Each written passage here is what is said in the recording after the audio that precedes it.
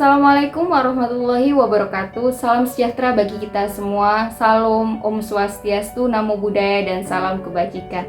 Saudara mahasiswa, pada kesempatan kali ini kita akan belajar terkait dengan geoprocessing dasar. Geoprocessing dasar merupakan salah satu tahapan manajemen data untuk data vektor. Ada beberapa teknik dalam geoprocessing dasar ini, diantaranya adalah clip, buffer, merge, intersect, union, dan dissolve.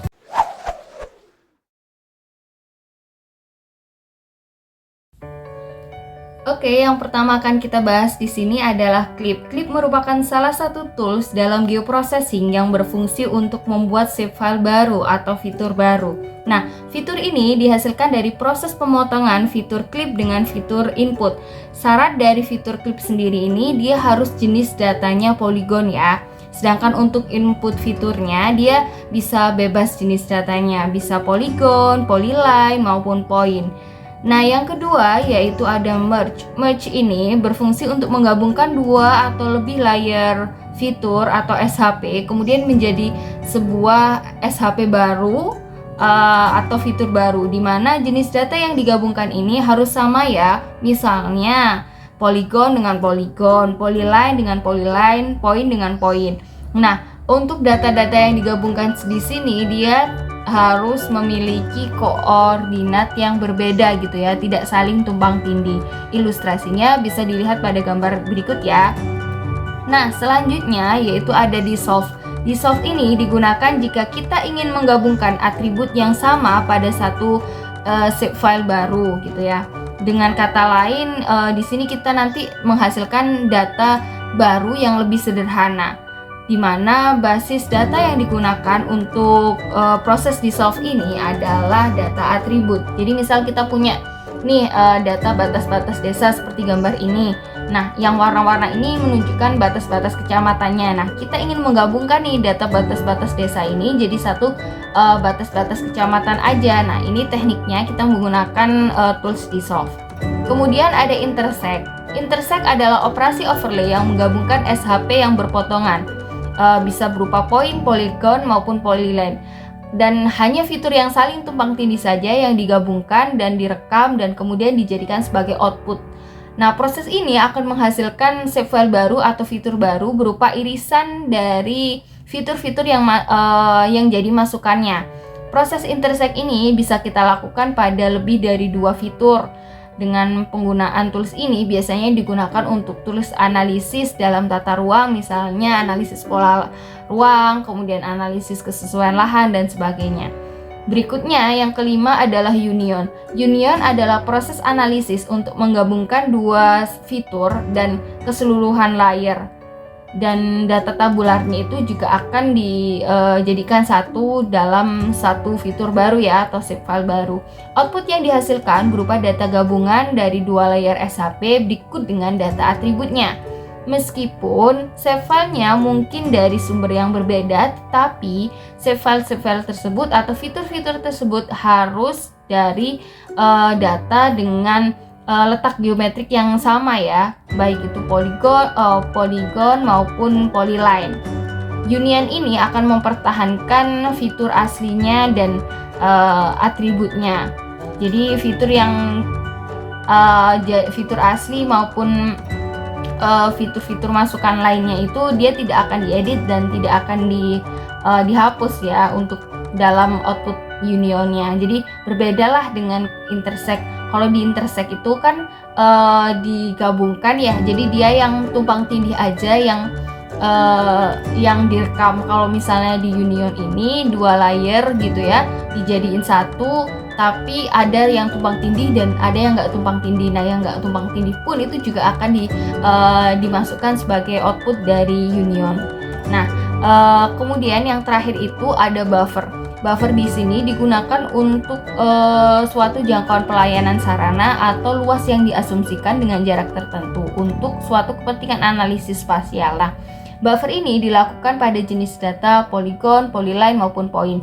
Pembuatan buffer membutuhkan penentu jarak dalam satuan terukur, misalnya meter ataupun kilometer. Dan penggunaan tools ini biasanya digunakan pada aspek-aspek analisis radius jangkauan pelayanan atau jangkauan dampak seperti itu. Nah, bagaimana sih cara mengoperasikan tools-tools tersebut? Langsung aja kita simak video berikut ini.